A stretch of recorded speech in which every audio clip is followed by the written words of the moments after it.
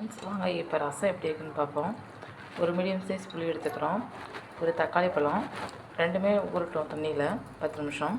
அப்போ தான் நம்ம கரைக்கும் போது ரசம் நல்ல டேஸ்ட் கொடுக்கும். நெக்ஸ்ட்டு ரசம் வைக்கிறதுக்காக ஒரு அரைப்பொருள் எடுக்க போகிறோம். அதுக்கு மிளகு 1 ஸ்பூன், சீரகம் 1 ஸ்பூன், 2 பச்சை மிளகாய், கருவேப்பிலை ஒரு கொத்து, இதெல்லாம் வச்சு நம்ம அரைக்க போகிறோம். நல்லா அரைச்சி எடுத்துட்டோம். எல்லாமே நல்லா அரைஞ்சிருச்சு. அரைச்சி எடுத்துக்கணும். அதில் ஒரு 20 பல் பூண்டு போட்டுடணும். அப்போ தான் இது கொரகொரப்பாக அரைச்சா தான் நல்லாயிருக்கும். பூண்டும் அரைச்சாச்சு. இந்த புளி கரைசல்லே தக்காளி போட்டு நல்லா மசிச்சிடணும்.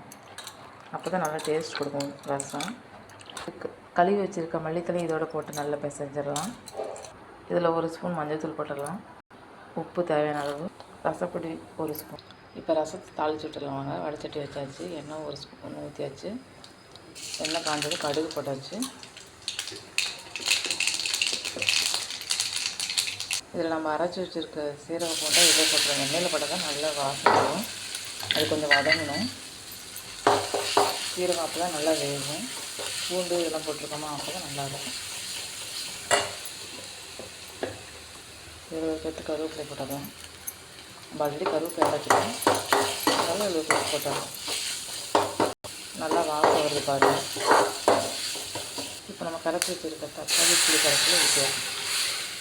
அவ்வளோ ரசம் நல்லா வதக்கட்டிச்சு. இப்போ பெருங்காயத்தூளை தூவி விட்டு ரசத்தை இறக்கிடுறோம். அவ்வளோதான். 1 நிமிஷத்தில் ரசம் ரெடி. நீங்களும் செஞ்சு பாருங்கள். எப்படி இருக்குன்னு கமெண்ட்ஸ் பண்ணுங்கள்.